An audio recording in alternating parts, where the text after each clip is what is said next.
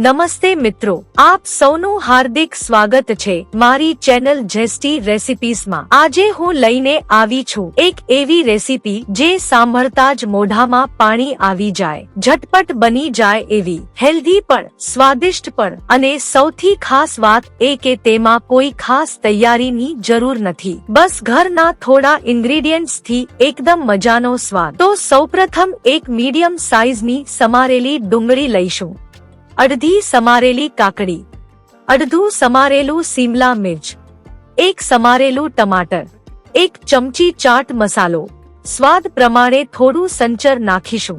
ત્યારબાદ 3 શેકેલા પાપડ લીધા છે, તેને આ રીતે ટુકડા કરીને નાખીશું।